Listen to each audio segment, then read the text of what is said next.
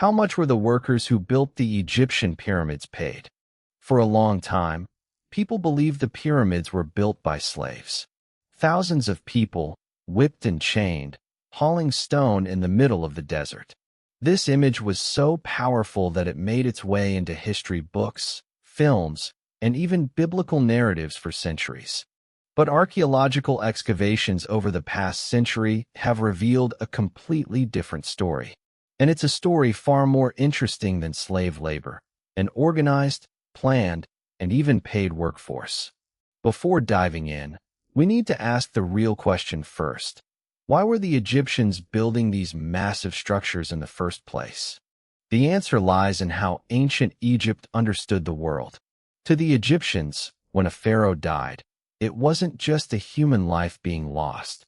The pharaoh was the earthly embodiment of divine order, what they called Ma'at, the universal balance of the cosmos.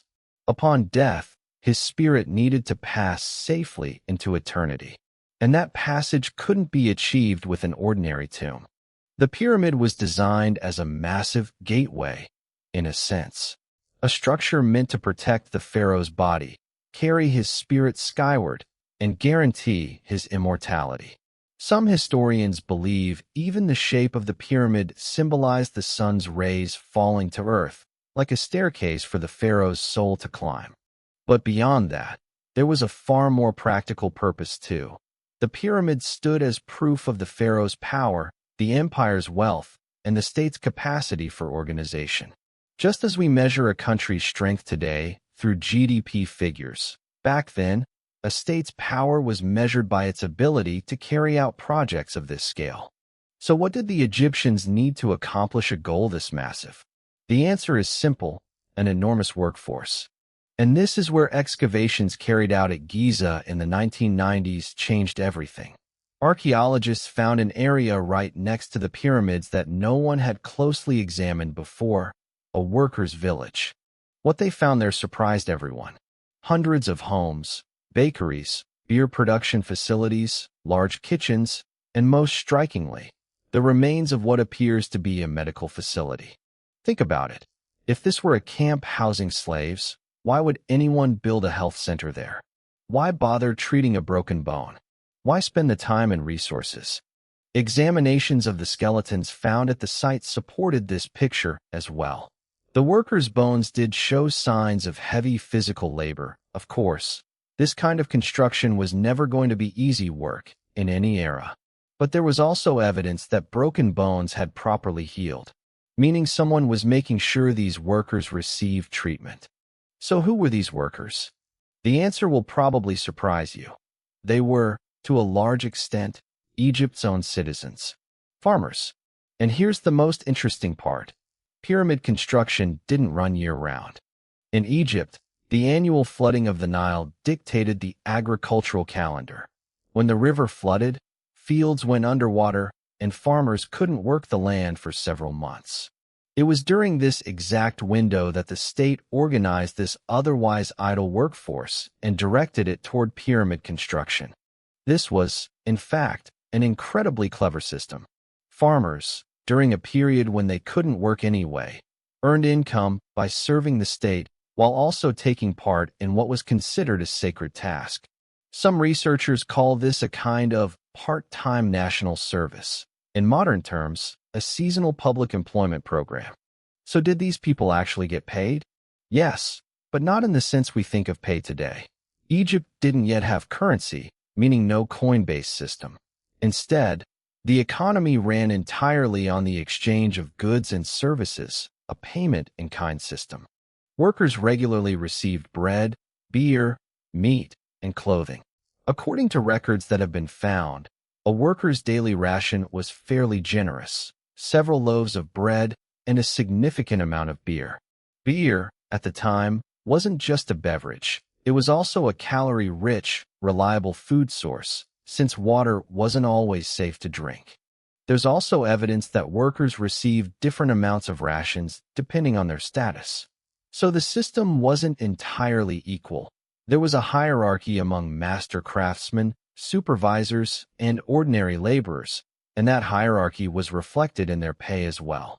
This tells us there was actually a fairly developed, tiered wage system in place, just running on food and goods instead of coin.